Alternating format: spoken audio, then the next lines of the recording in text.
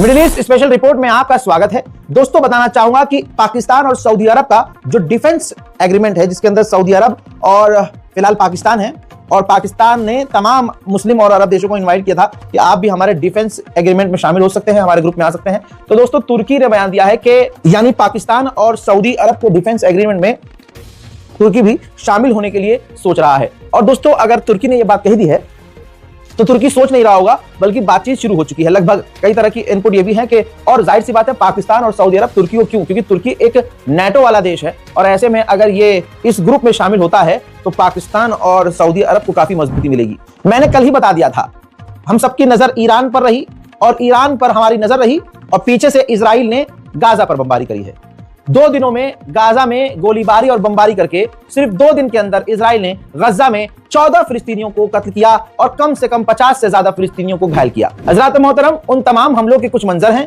हालांकि मैंने बहुत सेंसिटिव जो विजुअल्स थे उनको सेंसर कर दिया है, लेकिन ये मंजर आप गाजा पर हमले का देखिए।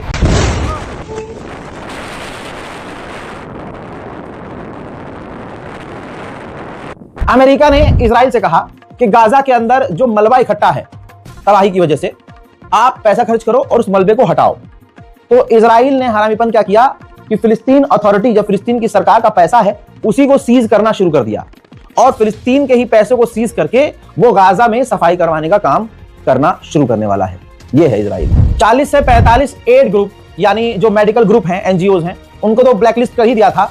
अब कम से कम कहा जा रहा है कि 15-20 और ऐसे मेडिकल ग्रुप हैं, उनको भी इजराइल ने गाजा के अंदर जाने से ब्लॉक कर दिया है। डोनाल्ड ट्रंप ने फॉक्स न्यूज पर इंटरव्यू देते हुए कहा कि हमास और हिजबुल्लाह दोनों ही हथियार डालने को तैयार हैं, लेकिन हमें उनके नेचर पर भरोसा नहीं है। देखते हैं आगे क्या होता है। हजरात, आज के दौर में सारी दुनिया ट्रंप के नेचर पर भरोसा नहीं करती है, और शायद इसीलिए हमास और हिजबुल्लाह हथियार नहीं डाल रहे, लेकिन इल्जाम नेचर पर यकीन ना होने का डोनाल्ड ट्रंप इन दोनों पर लगा रहे हैं। इतना बार बार बोलना नहीं चाहता हूं, और मैं बस इशारा कर देता हूं कि देखिए, गाजा में चीजें ठीक नहीं हैं। आपका ध्यान भटक गया ना, आपका ध्यान कहीं कुछ हो गया तो आप गाजा को भूल गए, फिलिस्तीन को भूल गए।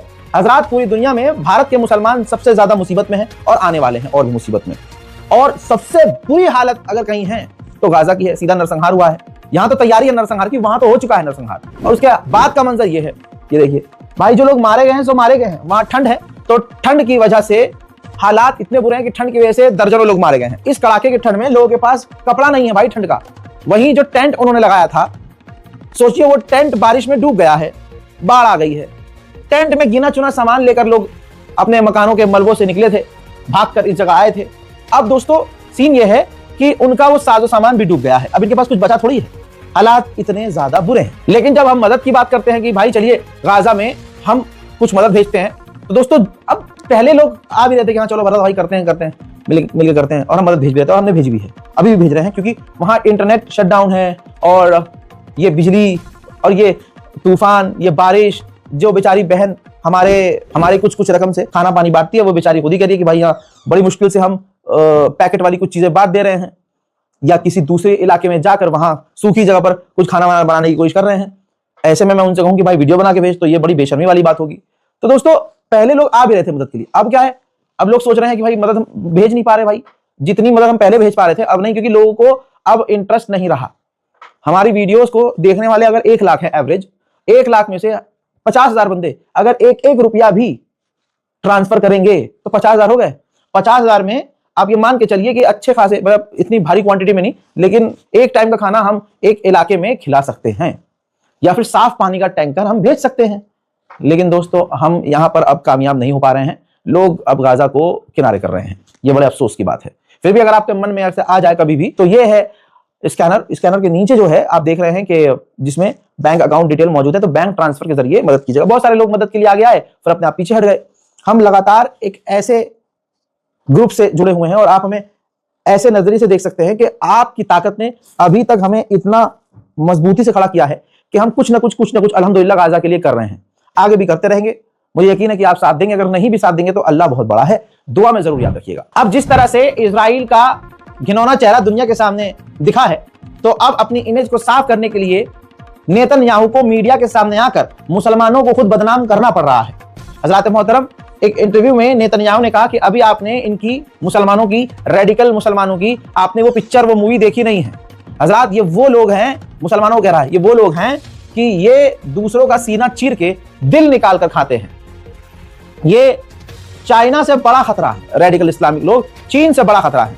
हजरात आप अपने सीने पर हाथ रखिए और बताइए, आज तक आपने किसी ऐसे मुसलमान, खासकर जो अल्लाह और दीन के नाम पे ये काम कर रहा हो, देखा है जिसने किसी का सीना चीरा हो और दिल निकाला हो और चबा लिया हो? बस ये काम तो सिर्फ इजरायली ही कर सकते हैं। ये काम तो आले यहूद ही कर सकते हैं कि वो जब 2 साल के अंदर गाजा में लाखों लोगों का नरसंहार कर सकते हैं, छोटे छोटे बच्चों के सर पे सामने से गोली मार सकते हैं, जेल के अंदर फिलिस्तीनी महिलाओं की इज्जत ग्रुप में लूट सकते हैं, सीने से दिल निकालकर किसी इंसान का वही लोग दिल चबा सकते हैं। हज़रात मोहतरम, वेस्ट बैंक तो गया, तमाम अरब खामोश रहे और वेस्ट बैंक पर आधे से ज्यादा कब्जा हो गया और अभी हो रहा है। दोस्तों मामला तो आप जेरूशलम का सुनिए। जेरूशलम जो मेन जगह है हज़रात, ऐतिहासिक मुसलमानों की ये जगह है, तो जेरूशलम में कब्जा करने का अप्रूवल दे दिया है और 45 दिन का नोटिस इजराइल की सरकार ने जेरूशलम में रहने वाले फिलिस्तीनियों को सौंपा है। आप तकलीफ क्या ही समझेंगे, भारत का मुसलमान शायद इस तकलीफ को समझ सकता होगा। जहां पर खानदान पुश्तैनी मकान था, मकान में बाप दादा परदादा पता नहीं कब से रहते आ रहे थे। हजरात उन्हीं मकान को एक बुजुर्गवार अपनी आंखों के सामने वेस्ट बैंक में इजराइल के हाथों से टूटता हुआ देख रहा है।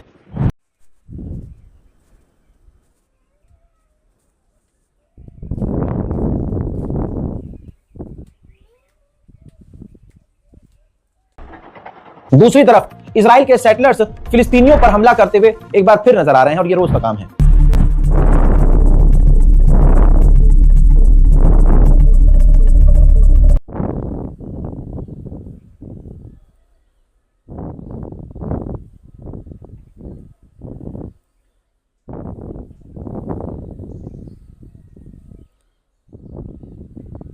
वेस्ट बैंक में तो आप गवाह हैं, आप ही मेरे गवाह हैं, खुदा का वास्ता है आपको बताइए कितने टाइम से मैं कह रहा हूं, साल भर गुजर चुका है कि वेस्ट बैंक जा रहा है, वेस्ट बैंक पर कब्जा हो रहा है, वेस्ट बैंक का बुरा हाल है, अरब खामोश है, मुसलमान खामोश है, वेस्ट बैंक गया, वेस्ट बैंक में बिल्डोजर, वेस्ट बैंक में ये, वेस्ट बैंक में वो, कोई नहीं बोला।